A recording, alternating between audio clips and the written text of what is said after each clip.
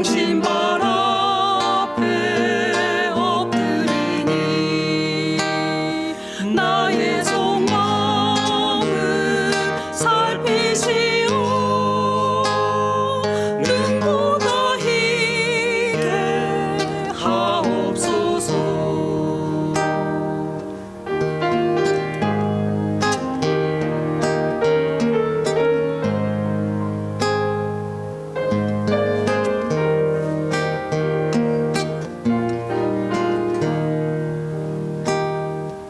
주님의 뜻을 이루소서. 온전히 나를 주장하사 주님과 함께 동거함을 만민이 알게 하옵소서.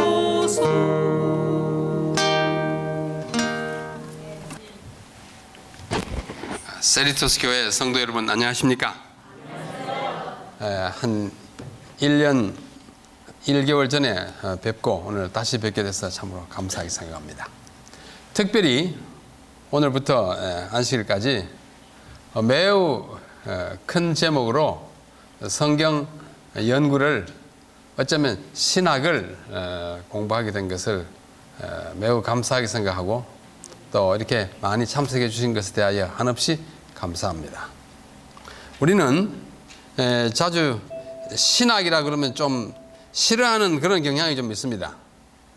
왜 싫어하냐면 너무 어렵다, 또 너무 골치 아프다 이렇게 생각하는 경향이 많습니다. 그러나 막상 신학이라고 하는 글자를 잘 생각해 보면 아주 쉬운 것입니다. 신, 보통 우리가 귀신신 합니다만 우리가 말할 때는 하나님 신, 그러죠? 학은 뭐예요? 배울 학. 하나님을 배우는 게 신학입니다. 그러므로 신학이라는 단어에 좀 거부감을 갖고 계신 분들은 마음을 놓으시고 누구나 할 수 있는 것이 신학이다 이렇게 생각해 주시는 것이 좋을 것 같습니다. 자, 이번 며칠 동안의 총 제목은 재림교회와 하늘 성소. 제가 이것을 오랫동안 공부하고 연구하고 이렇게 해서 오늘 말씀을 드리게 됐는데요. 제 자신이 연구했기 때문에 모든 것이 진실이다 이렇게 주장할 수는 없습니다. 저는 매우 배우고자 하는 마음으로 또 겸손한 마음으로 기도하면서 여러 학자들의 아주 깊은 연구를 섭렵하고 또 찾아서 제 나름의 현재까지의 결론 또는 현재까지 발견한 것을 여러분들에게 소개하는 것입니다. 혹 평생에 그런 것 처음 들어봤다, 잘 모르겠다, 납득이 안 간다 하시더라도 아하, 저 양반은 저렇게 생각하는구나 이렇게 생각하시고 우리 함께 연구하면서 저는 계속해서 목숨이 붙어 있는 한 다듬어 나갈 것이고 또 더 깊이, 더 높이, 더 넓게 연구하고자 할 것입니다. 그러므로 하늘 성소라고 하는 것은 하늘에 있기 때문에 아무도 가본 적이 없는 곳입니다.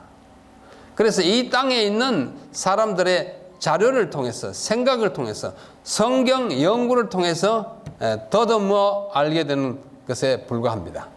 그러므로 이번 한 주간에 아마 이런 제목으로 사경에 한 경우가 거의 없었을 것입니다.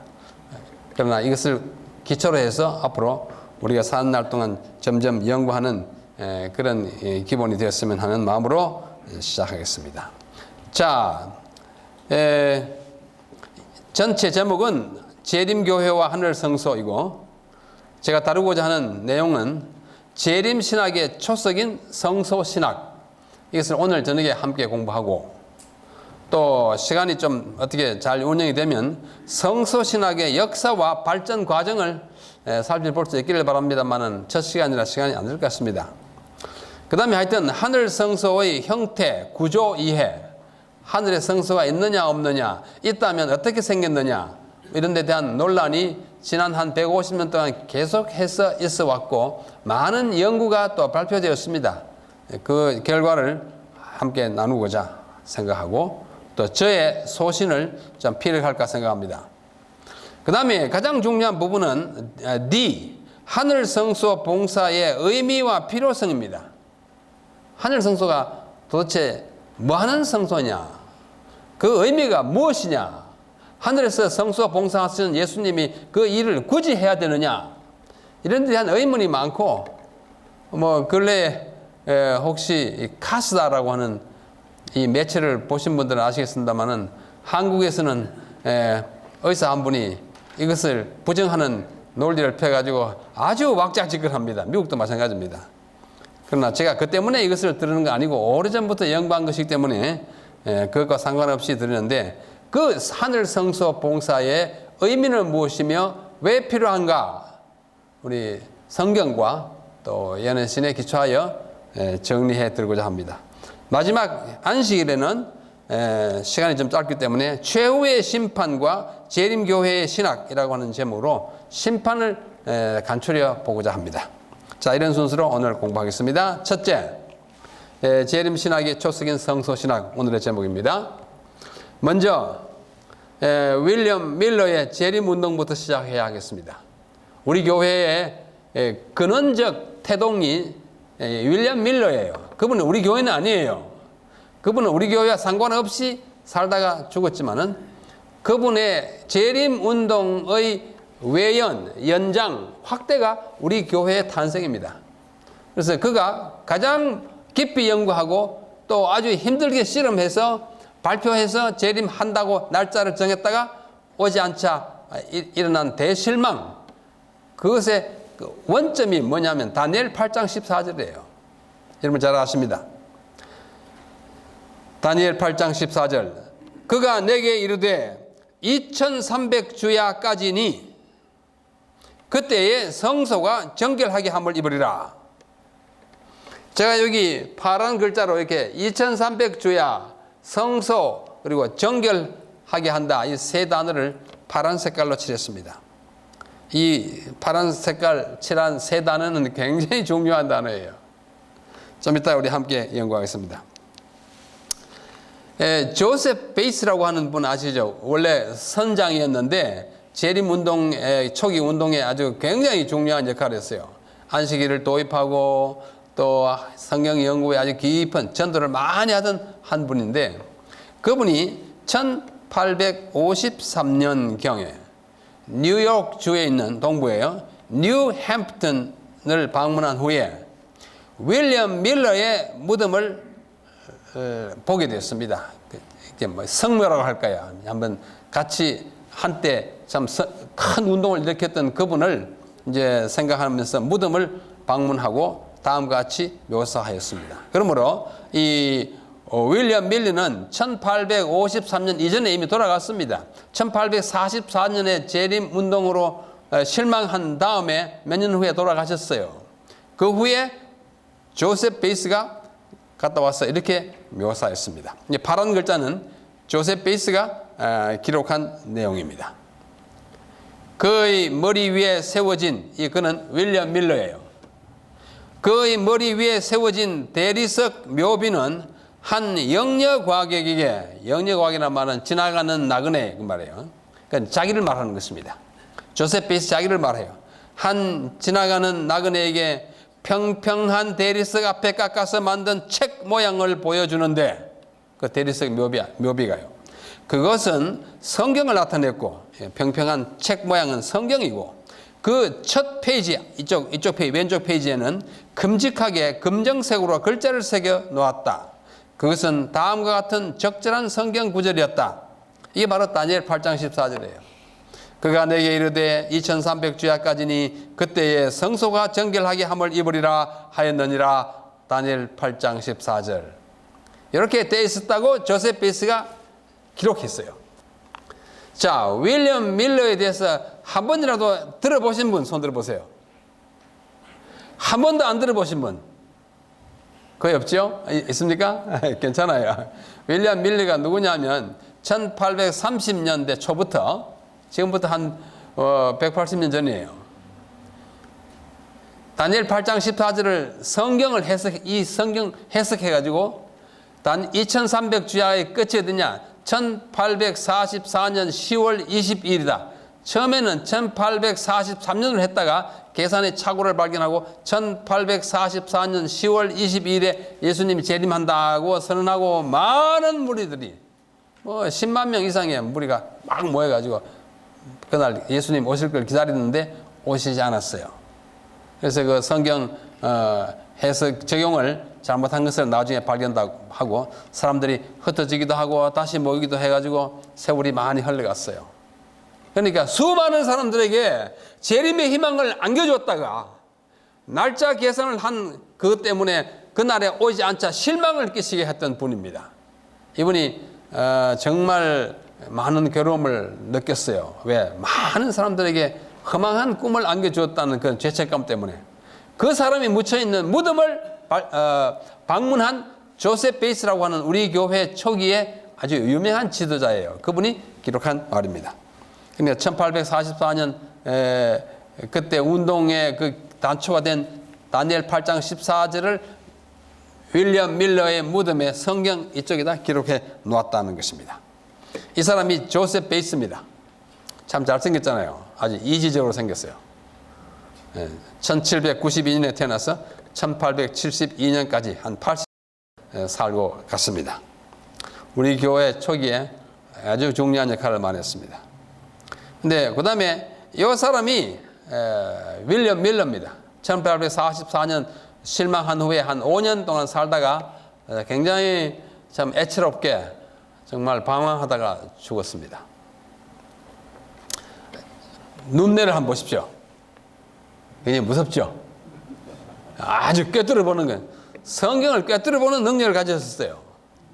정말 성경 해박한 지식을 가지고 있었는데요. 그래서 사람들을 많이 모으고 재림 운동을 크게 일으켰습니다. 자, 여기에 다니엘 8장 14절이에요. 좀 복잡하죠? 뭐 이런 글자가 있나? 이게 성경의 원문인 히브리어입니다. 히브리어 이것을 윌리엄 밀러가 보고 물론 뭐 번역판도 마찬가지입니다만은 히브리어는 오른쪽에서 왼쪽으로 읽습니다. 우리하고 반대 영어나 우리말은 왼쪽에서 오른쪽으로 읽지 않습니까? 히브리어는 아직도 오른쪽에서 왼쪽으로 읽어요. 뭐 읽을 필요는 없지만은 히브리어 발음이 이렇구나 한번 느껴보시라는 뜻에서 제가 한번 읽어볼게요. 이 히브리 글자예요. 바이오메르 엘라이 아드 에레브 보케르 알파임 우 실로스 메옷 워 니스닥 코데시. 이게 발음이 뭐 히브리 사람 발음 같지는 않겠죠. 그러나 코리안 히브루 프로넌시에이션 그렇게 있습니다. 여기도 파란 색깔을 한 두 단어가 있어요. 맨 끝에 두 단어예요. 니스닥 코데시. 요 코데시 요거예요. 코데시라고 읽습니다. 코데시.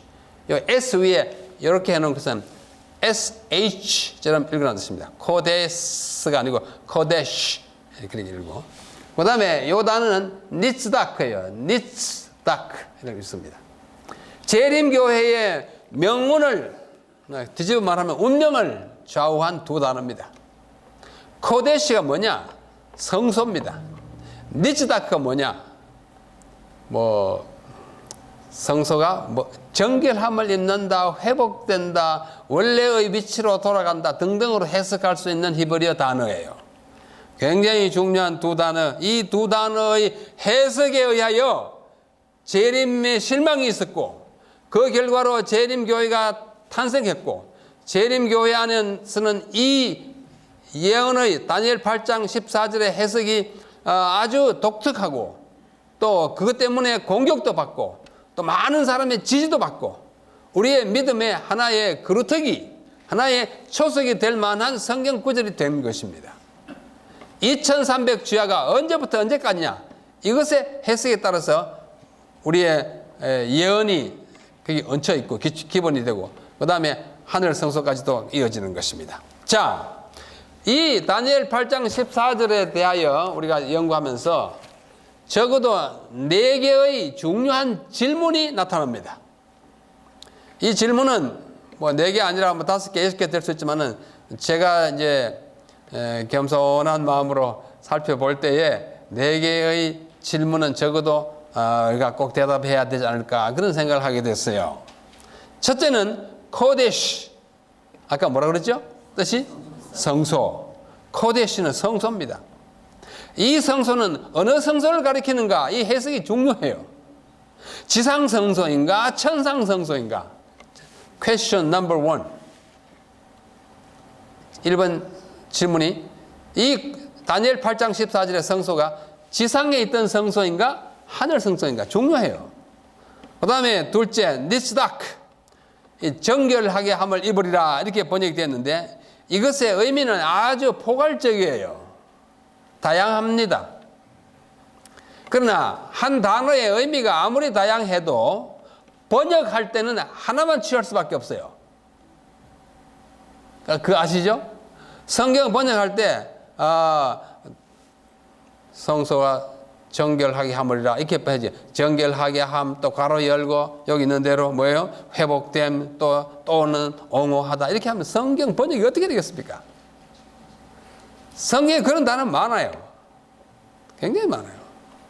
가령 우리 성경에 가장 많이 쓰인 단어 하나가 뭐냐면 헤세드라는 단어입니다. 이 헤세드는 뜻이요 한 20가지 돼요. 비슷비슷한 뜻이고 조금 빛깔 다르고 우리말 성경에는 적어도 한 5가지, 6가지로 번역됐어요. 그 문맥에 따라서. 시편 136편에 보면 바로를 그 홍해에 빠뜨린 이에게 감사하라. 그 인자하심이 영원하미로다. 뭐 어떻게 한 것을 감사하라. 그 인자하심이 영원하미로다. 절마다 끝에 그 인자하심이 영원하미로다. 인자하심이 헤세드예요. 그런데 헤세드는 가장 중요한 뜻은 인자가 아니에요. 하나님은 인자하심으로 그 약속을 지키시느니라. 인자한 거하고 약속 지키는 거 무슨 상관이 있어요? 아무리 인자해도 약속 안 지킬 수 있어요. 그때는 번역이 틀렸어요. 주님은 신실하신지라 그리하여 언약을 반드시 지키느니라. 말 돼야 안 돼요? 그때는 그렇게 돼야 맞아요. 그는 은혜에서 은혜로우시다. 때로는 은혜, 때로는 신실, 때로는 미쁘시다, 때로는 인자, 때로는 사랑, 뭐 긍휼 많이 번역해놨어요. 그러나 성경을 할 때는 그 인자하심 영원합니다 하나 해야지. 1절에 똑같은 단어를 인자하시, 2절에는 사랑, 3절에는 친절, 뭐 이렇게 하면 안 돼요. 그 중에 하나를 택할 수밖에 없어요. 이 니츠다크가 그렇습니다.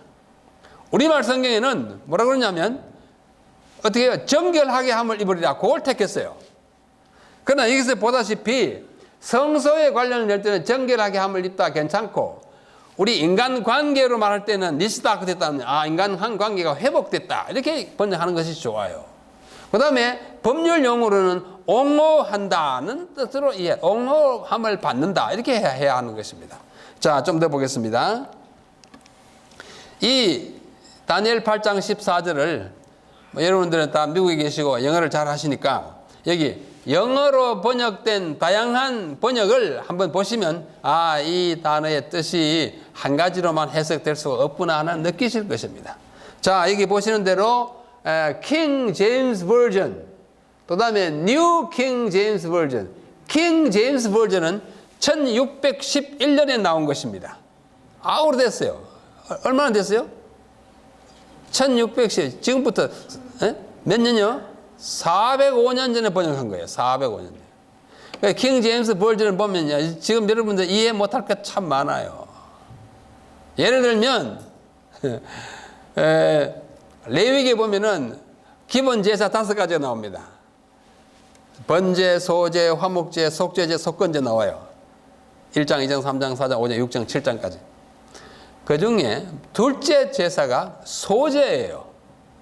소제는 힐소자, 소식한다 하면 뭘 먹는 거예요? 소식한다 그러면 채식이에요. 소식. 고기 절대 안 먹는 걸 소라 그럽니다. 육식 아닌 걸 소식이라 그래요. 그런데 이 그래서 소제는 고기 없는 제사예요. 곡물과 뭐 음료수만 드리는 제사예요. 그런데 킹 제임스 버전, 지금부터 400년 전에 나온 킹 제임스 버전은 이 소제를 meat offering 이렇게 해요. meat, M-E-A-T. meat는 뭐예요? 고기잖아요. 고기 없는 제사를 고기 제사를 해놨다니까요. 왜 그래요? 400년 전에 meat는 고기가 아니에요. 그냥 일반 식사예요. 그러니까 이 뜻이 뭐 아주 핵가닥 정반대로 된 것들이 있습니다. 아주 정반대는 아니도 아주 이상하게 다른 것이 있어요. 그래서 그것을 지금부터 한 50년 전에 킹 제임스 버전은 좋은데 시대가 너무 바뀌어가지고 단어의 뜻이 이상하다 해가지고 뉴 킹 제임스 버전 그걸 현대어로 다 바꿨습니다. 뜻은 그대로 두고 그 두 번역에는 똑같이 the sanctuary shall be cleansed 우리하고 똑같아요. 성소가 정결하게 함을 입으리라. 이거 수동태잖아요. 그래서 우리는 킹 제임스 버전을 많이 의존했다고 할 수 있어요. 그렇죠? 그 다음에 Revised Standard Version, Evangelical Standard Version 이 두 버전은 The sanctuary shall be restored to its rightful state. 전혀 다른 번역이에요. 저는 근래 번역이에요. 근래 한 Revised Standard 한 100년 됐지만은 ESV, Evangelical Standard Version은 뭐 한 20년밖에 되지 않습니다. 이 번역들은 뭐라 그러는가 하니 The sanctuary shall be restored 회복될 것이다. 뭐로? To its rightful state 그 정당한 상태 이 state는 상태예요. 그 정당한 상태로 회복될 것이다. 성소가 정당한 상태에 있지 않다가 회복됐다 이런 뜻이에요. 정결하게 함을 받으라고는 거리가 멉니다. 그 다음에 NAS, New American Standard Bible. 이것도 나온 지 한 50년밖에 안 돼요. 이건 말하기를 The holy place will be properly restored. 성소가 어떻게 해요? properly, 적절하게 또는 마땅하게 restored, 회복될 것이다. 회복이라는 개념은 똑같아요. 회복된다는 것으로 했습니다. 그 다음에 NIV, New International Version, 새 국제에게는 The sanctuary will be reconsecrated. reconsecrated 말은 consecrate, 뭐 헌당하다, 봉헌하다 또는 신임하다 그런 뜻이에요. 이것은 성소가 어떻게 해요? 재봉헌될 것이다. 재위임될 것이다. 이렇게 번역한 것입니다. 뜻이 전혀 달라요. 그 다음에 NET, New English Translation이라고 하는 번역은 The sanctuary will be put right again. put right 어떻게 해요? 또다시 옳게 될 것이다. 뭐 굳이 번역하면 right 하게 놓여질 것이다. 비슷한 면도 있고 다른 면도 있고 하여튼 단어는 달라요. 그 다음에 이거는 독일어 번역입니다. 루터가 하는 번역이에요. Wird das Heiligtum wieder geweiht werden. 이 Heiligtum이 이게 성소입니다. 독일어로. 이 성소가 다시 wieder again geweiht 거룩하게 된다. consecrate하고 비슷한 거예요. 하게 될 것이다. 다시 거룩하게 될 것이다. 이렇게 놨어요. 정결하게 한 거하고 관계가 억지로 하면 있지만 없는 거예요. 그 다음에 요거는 셉튜어진트 구약을 맨 먼저 그리스어로 번역한 구약이에요. BC 2세기에 나온 번역이에요. 그리스어로는 여기 우리 목사님들 아시죠? 카사리스테이세타이토 하기온 성소가 정결하게 되는 이것도 카사르시스 영어가 여기서 나와요. 카사르시스 깨끗하게 되는 정화될 것이다 이렇게 보네요. 그 다음에 요거는 중국어 번역이네요. 성소가 정결함을 다시 얻게 된다. 요거는 일본 말이에요. 성소는 그의 권리를 되찾게 된다. 이렇게 번역해놨어요. 여러분 이 번역을 다 어떻게 생각하세요? 어찌하여 한 문장이 이렇게도 각각 다르게 번역되냐? 그 단어의 뜻이 아주 많기 때문에 어느 하나 택해야 돼요. 자, 그래서 문제가 생기게 되는 것입니다. 세 번째 질문은 뭐냐면 2300주야까지니 라고 했잖아요. 이 주야의 의미가 뭐냐 이거예요. 주야는 것은 우리말로 밤낮이잖아요. 밤낮, 낮밤. 성경 원문은 아까 제가 서툴게 읽어드렸는데 에레브 보켈, 에레브 저녁, 보켈 아침이에요. evening and morning이에요. 그래서 우리말로는 조석이라고 번역하지 않고 주야로 번역했어요. 엄밀하게는 조석입니다. 더 엄밀하게는 석조입니다. 뭐가 먼저 나와요? 저녁이 먼저 나와요. 그런데 우리는 주야로 번역했어요. 그러면 이 2300주야가 언제부터 언제까지 있냐 이거예요.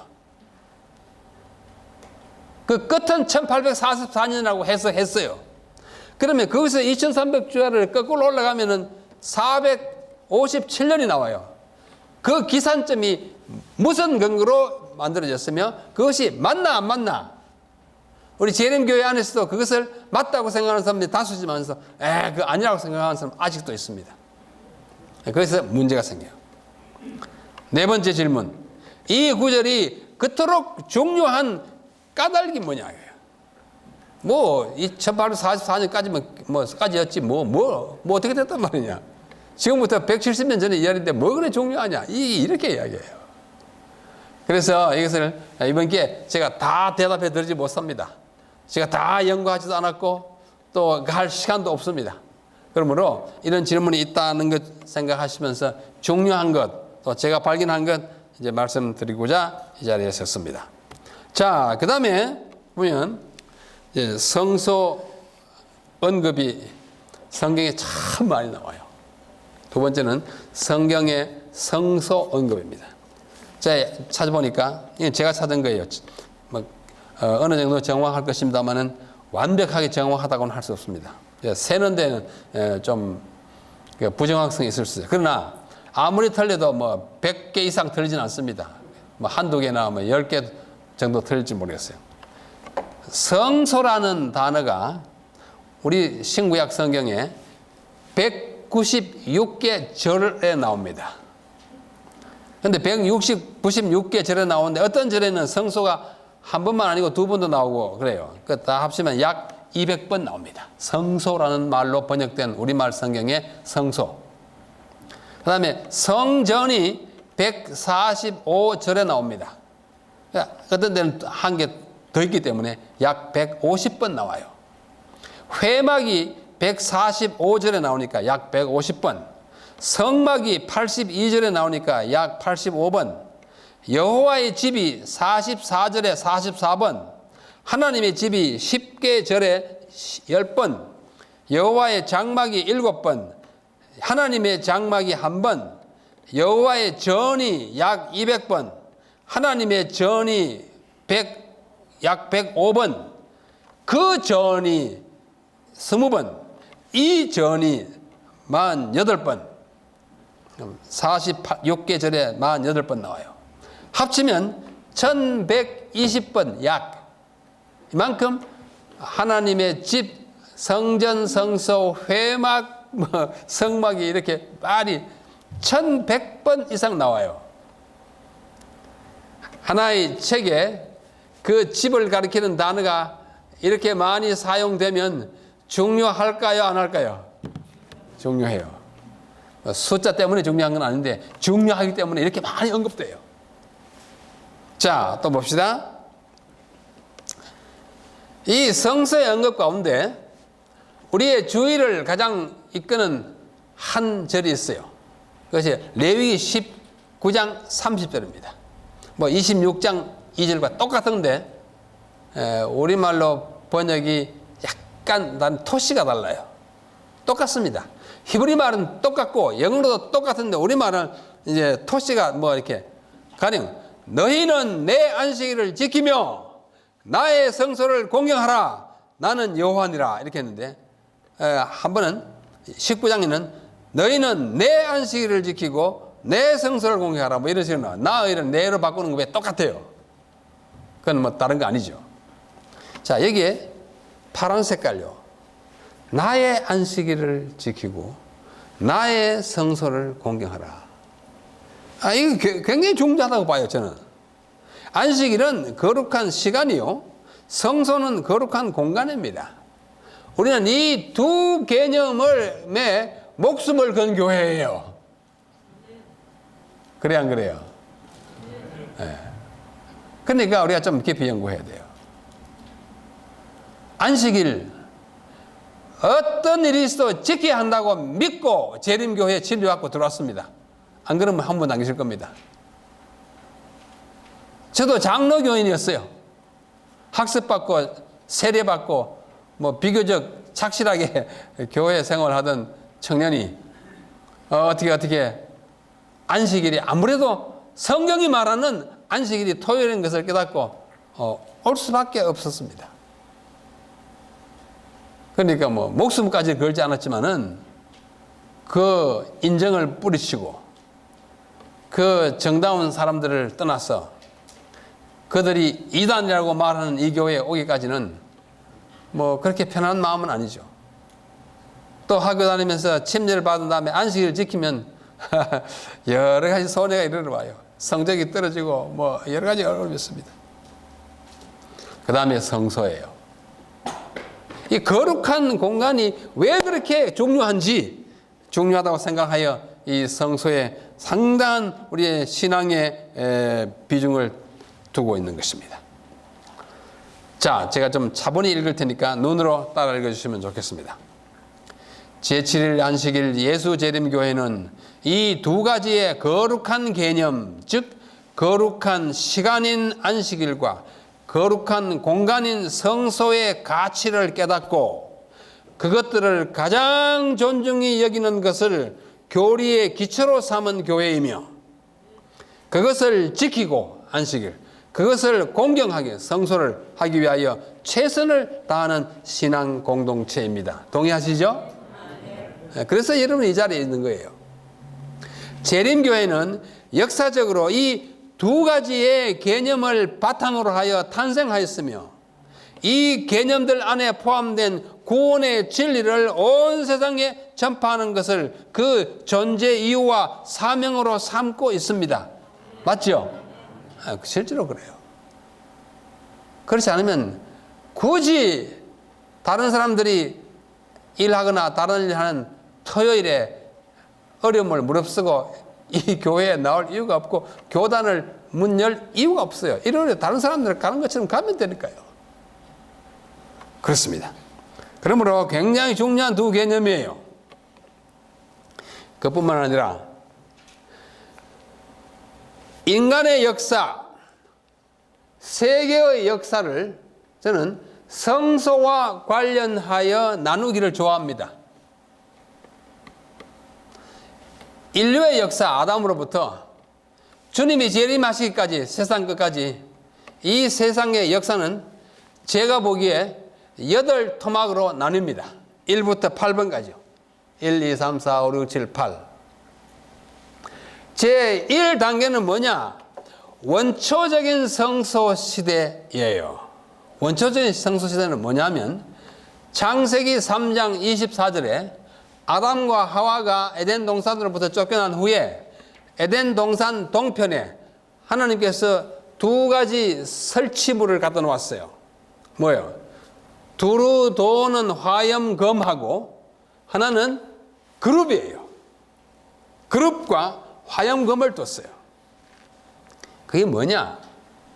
그룹은 나중에 모세를 통해서 성소를 짓고 솔로몬을 통해서 성전을 지었을 때에 그 그룹이 어디에 있냐면 지성소에 놓인 아주 가장 중요한 기물이었어요.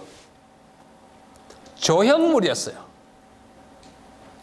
그 사이에 빛이 났어요. 이 빛이 뭐예요? 하나님의 임재의 빛이고 그것을 유대인들은 쉐키나라 그럽니다. 영어로 읽으면 시카이나 이렇게 읽어요. 뭐 시카이나나 쉐키나나 뭐 우리는 이제 히브리 발음대로 읽으니까 쉐키나라 합시다. 쉐키나는 임재의 빛이라는 뜻이에요. 하나님이 빛이시기 때문에 하나님은 인간이 갖고 있는 육신적인 모양이 없으니까 빛으로 환하게 하나님이 계시구나 이걸 알게 되는데 이 빛이 두 그룹 사이에 비쳤어요. 이 두 그룹은 하나님을 모시는 일종의 수행원 같은 존재였어요. 그걸 조형물로 금으로 만들어 놨어요. 그러므로 성소는 뭐하러 존재하느냐? 하나님이 계실 성소잖아요. 출애굽기 25장 8절에 보면 모세에게 하나님이 말씀하십니다. 너는 내가 그들 중에 거할 성소를 그들을 시켜 나를 위하여 짓되 내가 너에게 보여주는 식양대로 지어라 이렇게 말했어요. 그러니까 성소를 왜 짓느냐? 내가 그들 중에 거할 성소 건축의 목적은 하나님이 우리 가운데 거하시기 위한 것인데 하나님이 영이시기 때문에 계신지 안 계신지 몰라요. 그래서 계시는 것을 느끼게 하고 보게 하기 위해서 설치한 조형물이 그룹이에요. 그룹이 있으면 항상 그 가운데는 하나님이 계시게 되어 있어요. 그리고 계시는 것이 눈으로 보이게 나타나는 것은 쉐키나 임재의 광채입니다. 맨 처음으로 나타나는 성소는 에덴 동산 동편에 창세기 3장 24절에 아주 간소한 형태고 아주 원초적인 형태고 나중에는 집을 짓고 천막을 짓지만 그 없을 때 갖다 놓은 그 성소를 저는 원초적 성소라 그렇게 표현합니다. 아담이 쫓겨난 직후에 하나님이 그렇게 만들어 놨어요. 그래서 에덴 동산에서 쫓겨난 아담과 하와는 거기 와서 제사를 지냈습니다. 그 다음에 창세기 4장에 들어가 보면 아담과 하와의 아들들 가인과 아벨이 거기 와서 제사 지냈어요. 뭐 거기 왔다는 말은 없지만 그렇게 했어요. 부조와 선지자라는 책에 보면 그렇게 돼 있어요. 그때부터 계속 거기서 제사 지냈어요. 아담, 그 아들 가인과 아벨, 그 다음에 셋, 에노스, 게난, 야렛, 마할랄렛, 머두셀라, 라멕, 누구야? 노아까지 계속해서 거기서 제사 지냈어요. 그러다가 노아 시대에 하늘에서 뭐가 떨어졌어요? 비가 땅에서 막 물이 쏟고 해가지고 홍수가 났어요. 홍수가 나기 직전에 이 하나님의 임재의 상징인 그룹과 화염감을 하나님이 처분하시고 하늘로 가져갔다고 부조와 선지자는 말하고 있습니다. 그리고 나서 노아가 1년 열흘 동안 방주에 있다가 나왔어요. 홍수가 그치고. 창세기 8장 20절에 보면 나오자마자 노아가 한 일이 있습니다. 그게 뭐냐면 번제를 드리는 거예요. 단을 쌓았어요. 이제는 뭐가 없으니까? 그룹이 없어졌으니까. 그래서 거기다가 제사를 드리기 시작합니다. 그래서 원초적인 성소 시대는 아담으로부터 노아까지고 홍수 전까지고 홍수 후 시대 노아는 돌단 성소를 이제 쌓기 시작합니다. 가는 곳마다 쌓았어요. 그다음에 창세기 12장에 보면 아브라함이 가는 곳마다 쌓았고 이삭이 가는 곳마다 낳고 야곱이 돌단을 쌓아서 제사를 쭉 하기를 언제까지 모세까지요. 모세가 애굽에서 이스라엘 백성들을 데리고 나와가지고 시내산 기슭에서 계시를 받고 아까 말씀드린 출애굽기 25장 8절에서 성소를 지으라고 할 때까지는 돌단에다가 제사를 지냈습니다. 그때 처음으로 텐트 같은 성소를 짓습니다. 그리고 우리는 텐트이기 때문에 막이라고 하는 막, 천막. 그러나 성경 용어는 그것을 뭐라고 그래요? 회막 또는 거룩하기 때문에 성막 그렇게 말합니다. 그래서 이 회막 시대가 들어가요. 광야 시대 모세로부터 솔로몬 때까지 솔로몬이 뭐 했어요? 성전을 짓지 않습니까? 성전을 지을 때까지 그것을 계속해서 성막에서 제사를 드렸습니다. 그래서 성전이라고 하는 것은 굉장히 좋은 집이에요. 이제는 뭐예요? 천막이 아니고 천막을 지은 이유는 계속해서 광야를 지나가기 때문에 이동식, 조립식 가건물이다가 이제는 영구적인 성전, 전은 궁전과 같은 거예요. 궁전 같은 전인데 그것을 우리는 솔로몬 시대의 성전이라고 그러는데 나중에 성전이 또 지어졌어요. 그래서 이것을 제1성전이라 그럽니다. 솔로몬 때로부터 예레미야 때까지, 유다가 망할 때까지 그렇게 했어요. 그래서 제1성전 시대는 솔로몬으로부터 예레미야까지, 그 다음에 예레미야 때 이스라엘 백성, 유다 백성이 다 바벨론 잡혀가고 성전이 무너지고 없어졌어요. 몇 년 동안? 70년 동안. 그때를 우리는 성소 없는 시대라 그럽니다. 무성소 시대예요. 예레미야 때로부터 70년 후에 바벨론 포로에서 돌아온 스룹바벨이 두 번째 성전을 지을 때까지, 이 제2성전이라고 그래요. 스룹바벨로부터 헤롯 왕 때까지. 스룹바벨이 성전을 지은 것이 516년입니다. 그때로부터 헤롯 대왕까지니까 약 500년 동안에 그 건물이 있었지만은 낡을 대로 낡아서 이제는 막 거의 무너질 듯한 그때에 헤롯이 제안해가지고 성전을 아주 잘 지었어요. 굉장히 잘 지었습니다. 그래서 헤롯 성전이라 그래요. 헤롯 때로부터 AD 70년까지, AD 70년은 로마의 티투스 장군이 들어와가지고 성전을 다시 불태우고 예루살렘 성을 파괴할 때입니다. 그때 이후로 오늘까지 성전이 없어요. 유대인들은 예수 그리스도를 구주로 받아들이지 않지만은 제사도 안 지냅니다. 왜? 성전이 없기 때문에 제사 안 지내요. 그분들은 성전을 중심으로 살아가는 사람들이에요. 그러면 AD 70년부터 우리는 뭘 믿고 살아야 되느냐? 하늘 성소를 믿고 살아야 합니다.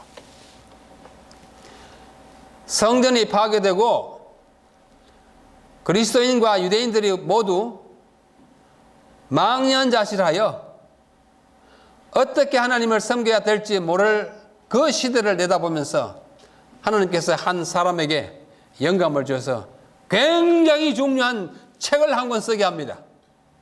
그 책이 신약의 히브리서입니다. 히브리서에는 이제는 이 지상에 파괴된 성전을 인하여 슬피 울고만 있을 것이 아니라 우리의 시선을 파괴된 지상의 성전에서 하늘에 있는 더 나은 성전으로 시선을 향하게 한 책이 히브리서예요. 거기에는 더 나은 제물, 송아지의 피나 양의 피가 더 나은 피, 누구의 피? 예수님의 피. 더 나은 제사장, 누구요? 예수님. 더 나은 성전, 어떤 성전이요? 하늘 성전. 그 곳을 바라보게 했기 때문에 오늘 우리는 희망을 잃지 않고 하늘 성전을 바라보는 거예요. 그래서 그것을 하늘 성소 시대라. AD 70년부터 주님 재림할 때까지예요. 그러면 재림하신 다음에는 어떤 일이 생기느냐?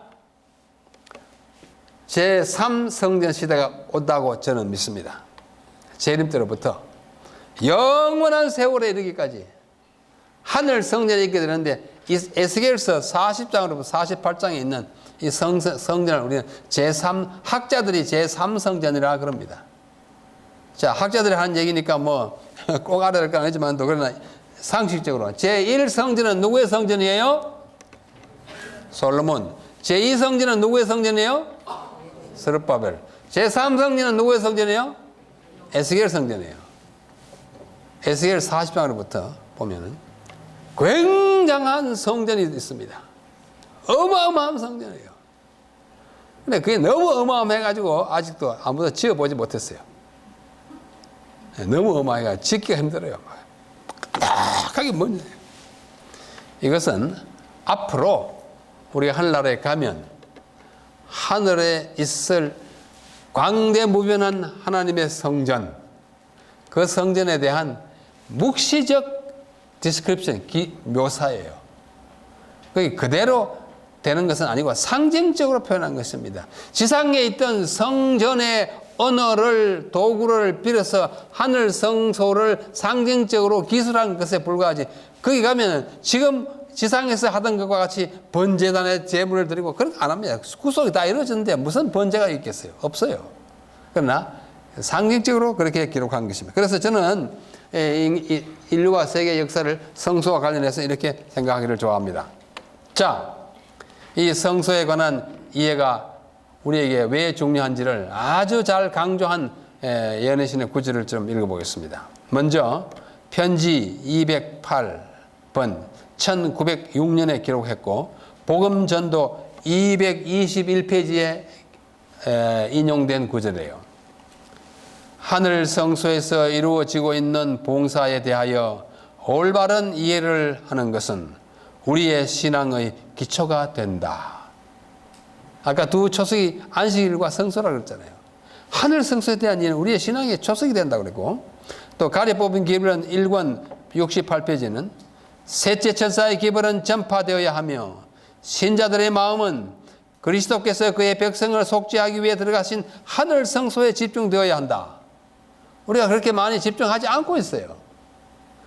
않고 있으니까 하늘 성소가 있다 없다 여러 가지 엉뚱한 소리가 나오는 거예요. 자, 그 다음에 각 시대 대쟁투 488페이지.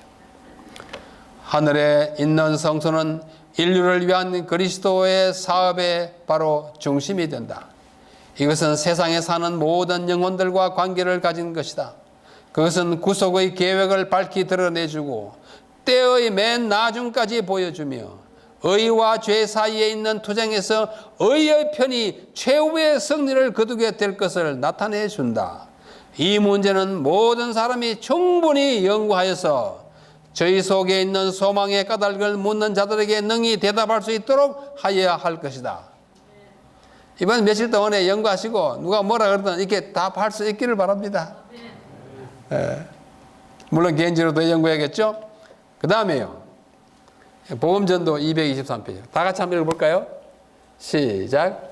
우리는 다니엘과 요한에게 보여준 계시 가운데 나타난 성소의 문제에 관하여 똑똑히 알 때까지 연구를 거쳐서는 안 된다. 됐습니다. 어떻게 알 때까지? 똑똑히 알 때까지. 누가 번역도 참 잘했어요. 번역도 똑똑하게 했습니다. 똑똑히 할 때까지 연구를 거쳐서는 안 된다. 그래서 저는 연구를 안 거치고 오랫동안 했어요. 아직 다 하지 못했어요. 이 문제는 우리의 현재 입장과 우리가 하는 사업에 큰 빛을 비춰주고 있으며 하나님께서 과거의 경험에서 우리를 인도하셨다는 확실한 증거를 주고 있다. 또한 성소의 문제는 1844년의 큰 실망에 관하여 설명해 주고 있다. 계속해서 말씀하고 있습니다.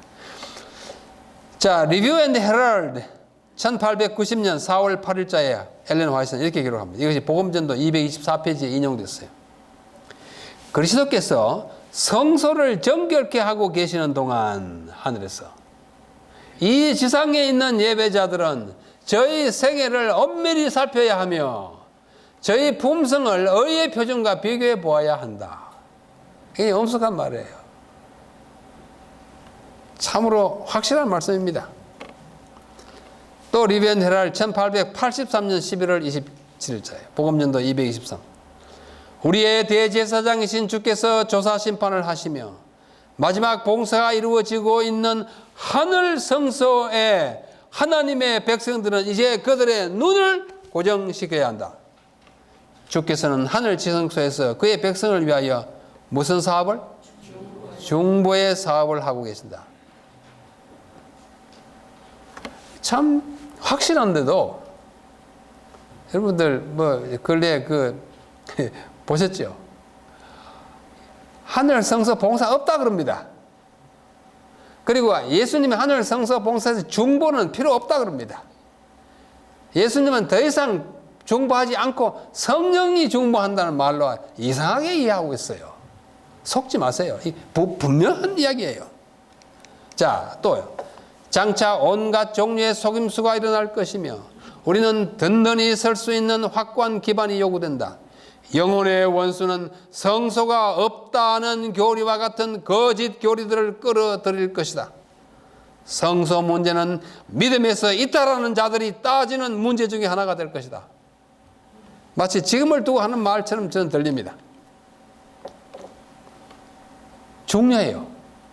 그러나 이 문제가 중요한 것만큼 그렇게 쉽게 해야 되는 것은 아니에요. 어려워요. 첫째는 하늘에 있는 것이니까 어렵고, 둘째는 성경과 예언의 신의 해석을 아주 균형 있게 해야 하는데 기웃덩거리고 조금 이렇게 편중되게 하면은요 진리가 막 깨집니다. 제가 여기 미국에서 공부할 때 우리 교수 가운데 한 분이 제가 평생 잊을 수 없는 한마디를 했어요. 수업 시간에. 뭐라 했냐면 heresy. heresy는 이단을 말합니다. heresy is a truth out of balance. 이단이란 뭐냐? 밸런스를 잃은, 균형을 잃은 진리래요. 이단은 균형을 잃은 진리입니다. 내가 평생 잊지 않아요. 여러분, 무엇이 아무리 중요해도 지나치게 강조하면 이단입니다. 아세요? 하나님은 사랑이다. 맞죠? 맞아요, 안 맞아요? 하나님은 진실로 사랑이다. 맞습니까? 맞아요. 하나님은 오직 사랑이시다. 맞습니까? 예? 여러분, 오직 들어가면 조심해야 됩니다. 오직 들어갈 때부터 이단이 됩니다. 하나님이 어떻게 오직 사랑입니까? 사랑은 사랑인데 사랑의 빛깔이 달라요. 그래서 그 박명호라고 하는 분이 하나님은 오직 사랑이라고, 오직 사랑이라고, 절대 심판하지 않고 벌 주지 않고, 이 세상에 어떤 악한 아버지라 할지라도 자기 아들을 칼로 찔러 죽이는 아비가 있느냐? 하나님은 절대로 백성을 죽이지 않는다. 사람들이 아멘 아멘 아멘 막 따라갔잖아요. 따라가다 돌아온 사람도 많고. 왜요? 예, 그런 식으로 사랑이 아니에요. 자, 여러분, 안식일 교회 아닙니까? 저도 안식일 교회입니다. 안식일은 중요하다. 맞습니까? 안식일은 정말로 중요하다. 맞아요? 네. 오직 안식일만이 중요하다. 맞아요? 오직 들어가면 어떻게 하라고요? 조심해야 돼요. 오직 안식일만이 교리가 전부 아닙니다, 여러분. 오직 들어가면 참 문제가 많아요. 네. 그렇다고 그러면 안 지켜야 되느냐? 그건 또 더 엉뚱한 거예요. 하나님, 그건 사람 아니냐? 사람이에요. 근데 균형이 깨지면 이게 이단이 된다니까요. 예? 어려워요.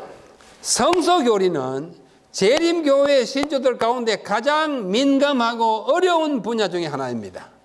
그래서 재림교회의 능력과 실력을 겸비한 신학자라 할지라도 함부로 이 주제를 다루거나 처리하지 않습니다. 안 가봤는데 어떻게 큰 소리 할 수 있어요?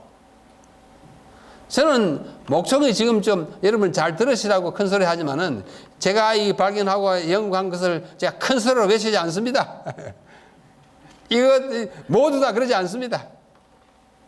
자, 그럼에도 불구하고 우리가 이 문제를 취급하고 탐구해야 하는 것은 첫 번째 이유가 뭐예요? 그 문제가 가지고 있는 깊은 신학적 함의라는 말은 좀 어려운 말이죠. 그의 함축된 의미, 영어로 하면 implication. 그 함의가 중요해요. 재림교회가 그 교리와 역사적으로 맺고 있는 뿌리 깊은 연관성 때문에 우리 연구해야 돼요. 이거 모르면 지옥 갈까요?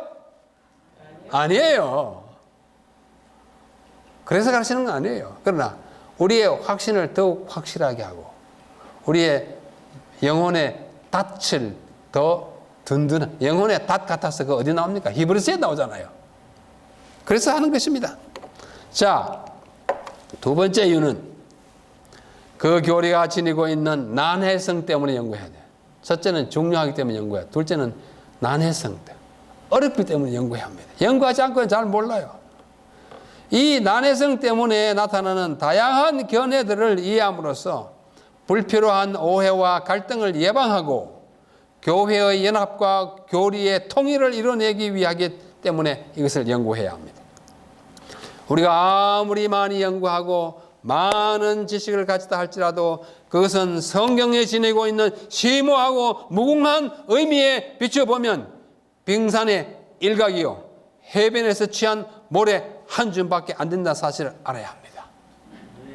깊이 연구할수록 겸손해야 되고 주변의 사람들과 의논해야 되고 더 깊이 연구한 사람들에게 자문을 구해야 되고 공동의 보조로 나가야 되지 이상하게 자기가 처음 발견한 가지고 됐다 표현해가지고 사람들이 어리둥절하게 하고 2단, 3단 만들어내면 이 교회 정말 어지러워집니다.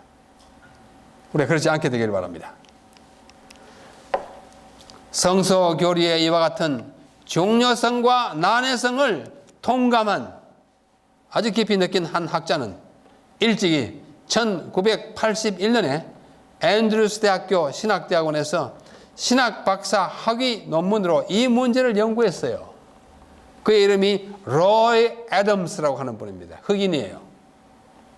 로이 애덤스. 이분은 오랫동안 우리가 리뷰 앤 헤럴드하고 요즘은 애드벤티스트 리뷰라고 우리 교회 공식 잡지 있어요. 그 잡지의 부편집인으로 오랫동안 몇십 년 했어요. 하다가 은퇴했어요. 그의 박사학위 논문 제목이 이겁니다. The Sanctuary Doctrine, 성소교리. 그 다음에 부제는 뭐예요? Three Approaches in the Seventh-day Adventist Church. 제7하실 예수 재림 교회 내의 세 가지 three approaches, 접근법입니다. 접근법입니다. 자, 이 로이 애덤스가 이렇게 생겼어요. 애드벤티스트 리뷰에 사진 많이 봤죠? 거의 매번 얼굴이 나왔어요. 저도 개인적으로 좀 압니다. 그는 이 논문에서 우리 교회 역사에서 성소에 관한 연구로 가장 크게 기여했거나 가장 많은 논란을 일으킨 인물 세 사람을 골라가지고 그들의 성서론을 구체적으로 점검하고 분석했습니다. 이 애덤스 박사는 이 논문으로 박사학위를 얻은 다음에도 계속해서 꾸준히 성서에 관한 연구를 해가지고 여러 저술들을 내놓았고 그 중에 한 권이 있어요. 하늘 성소를 다룬 한 조그만 책이 있는데 그 책은 우리말로 번역이 되어서 여러분들이 원하시면 아마 우리 미주 실사도 있을지 모르겠어요.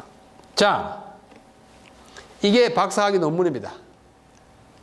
Andrews University Seminary Doctoral Dissertation Series. 이게 제1번이에요. 제1번인데요. The Sanctuary Doctrine. 아까 아시죠? Three Approaches in the Seventh-day Adventist Church. 로에든. 요게 The Sanctuary라고 하는 제목으로 나온 우리말로 번역은 하늘 성소, 재림교회 신학의 심장이라고 한 책을 로이 애덤스가 썼고 우리 임봉경 목사가 번역한 것입니다. 이것 우리의 닷 같은 우리 앵커, 닷 같은 교리에 대해서 관심이 있으신 분들은 한번 사 보실 필요가 있어요. 그런데 그래 쉽게 읽혀지지 않습니다. 아주 복잡하고 좀 어려워요. 그러나 깊이 생각하고 읽으면 많은 유익이 있을 것이라고 생각합니다. 그 사람이 세 사람이 누구냐면 이 사람들이에요. 1번 유라이아 스미스. 많이 들어봤죠? 45년 동안 리뷰 앤 헤럴드의 에디터를 했어요. 편집장 했어요. 45년 동안. 한국에서 시조사 편집국장을 오래 한 사람이 한 20년 했는데 이번에 45년 동안 했어요.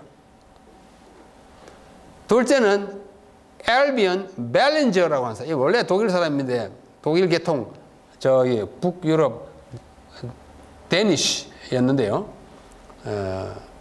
미국에 와가지고 벨린저라고 발음합니다. 원래는 발랭어 이렇게 발음했어요. 말까 덴마크 쪽 사람이에요. 그 다음에 밀리언 앤드리어슨. 이 사람은 네덜란드 출신인데 미국에 와서 앤드리어슨이라는 이름이 미국에 많이 있는 것은 그쪽에서 이민 왔기 때문입니다. 우리 현재 앤드루스 대학교 총장도 앤드리어슨이에요. 그러니까 제가 물어봤어요. 이 사람은 무슨 관계냐? 아무 관계 없대요. 한국 사람 두 김씨 무슨 관계냐 묻는 것 같아요. 네.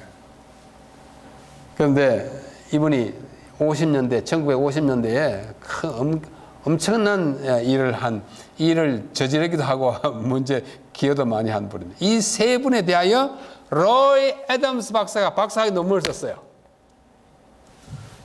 참 깊은 연구입니다. 좀 연구할 필요가 있어요. 자, 시간 좀 갔지만은 오늘 몇 개 안 남았으니까 다 마쳐야겠습니다. 이 성소신학은요, 우리가 말하는 현대 진리의 정점이에요. 정점은 꼭대기예요. 제가 보기에 그렇습니다. 현대 진리라는 말 들어보셨습니까? 현대 진리. 들어보시면 손 들어보세요. 현대 진리. 안 들어보신 분 계시겠죠? 현대 진리라는 말은 성경에 나오는 용어는 아닙니다. 성경에 현대라는 단어가 한 번 나타나잖아요.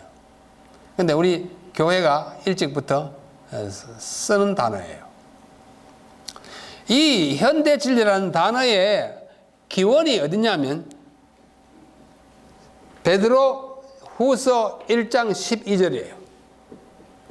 이 베드로 후서 1장 12절 개역 한글판, 지금 제가 쓰고 있는 이 개역 한글판이에요. 그 다음에 개역 개정판, 한 12년 전에 나온 새 거 있죠. 거기에 공히 똑같이 뭐라냐면, 이러므로 너희가 이것을 알고 이미 있는 진리에 섰으나 내가 항상 너희로 생각하게 하려 하노라.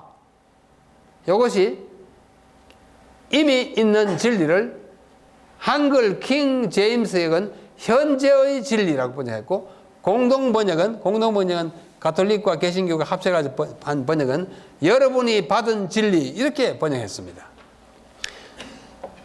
똑같은 헬라어에 썼는데 어떻게 이렇게 다릅니까?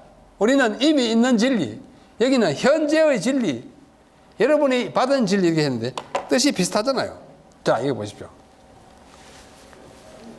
킹 제임스 버전과 뉴 킹 제임스 버전, the present truth. present truth. present, 현재잖아요, 현재. 이미 있는. 우리가 미국 학생들 출석 부를 때 John 하면 뭐라고 해요? Yes, sir. 또는 present, sir. 이렇게 말하잖아요. 여기 있습니다. 이 말이죠. present. 내가 여기 오늘 출석해 여기 있습니다. 이 말이죠. 그 present예요. 또 NRSV. 이 RSV를 다시 개정한 거예요. The truth that has come to you. 너에게 이르러 온 진리. 이렇게 번역했어요. 그 다음에 N은 New International Version. The truth you now have. 너가 지금 갖고 있는 진리. 이렇게 번역했어요. 그래서 이게 헬라어는 이렇습니다. 헬라어는 이렇게 읽어요. 히브리어는 이렇게 읽지만 헬라어는 이렇게 읽습니다. 헤 파루세 알레세야. 헤 파루세 알레세야. 이 파루세라는 말은 무슨 말이니? 있다. 여기에 있다라는 동사의 현재 분사 능동 여성 단수예요. 문법 용어가 좀 복잡하지만 그 말은 지금 있는 현존하는 현재 가지고 있는 기존의 영어의 present existing 이런 뜻을 갖고 있는 이 분사가 파루세예요.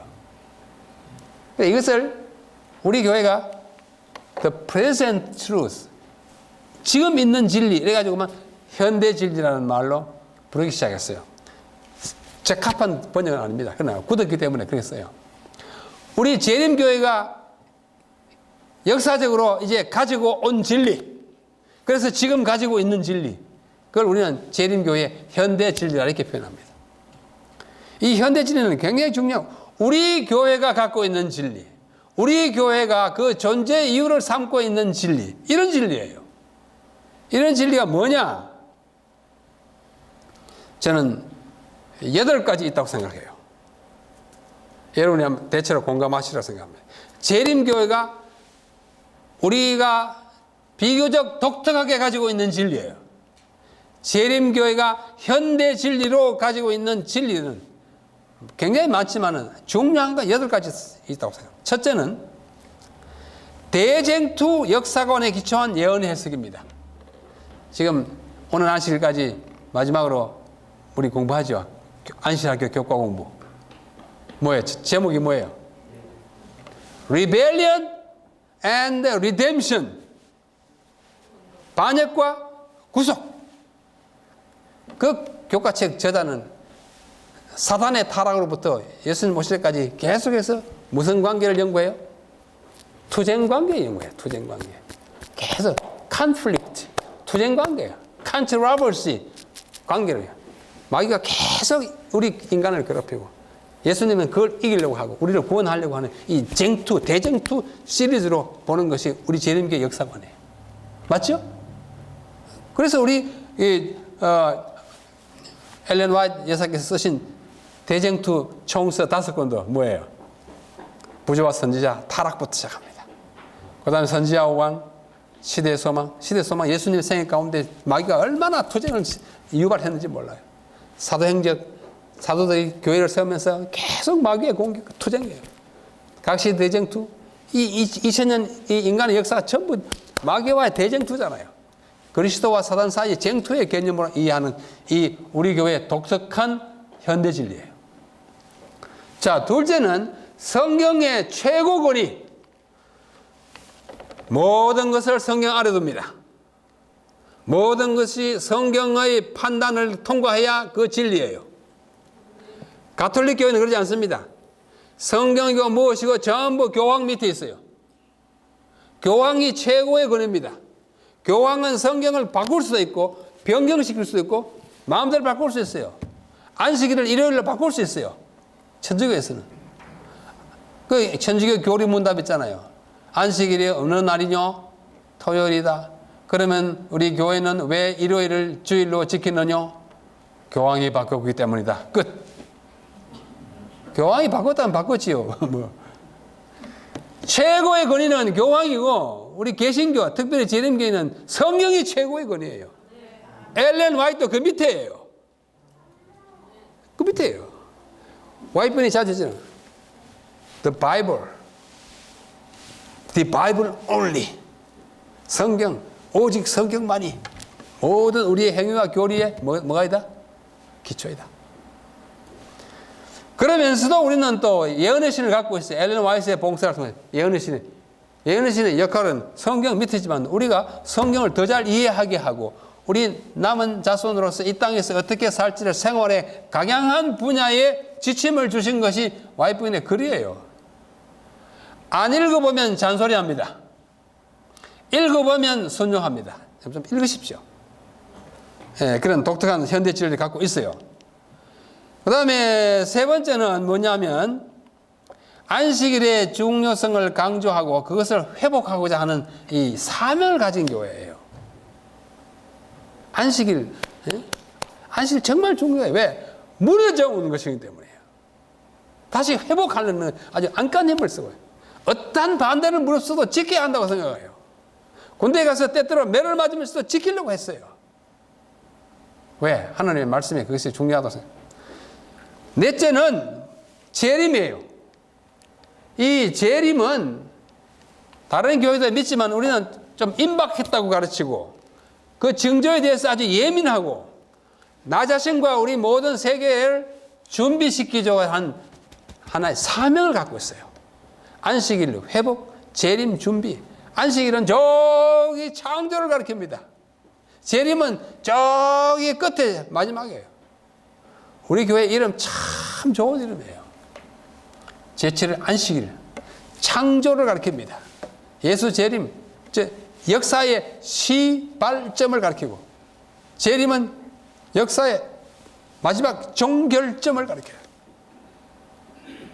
그 사명이에요.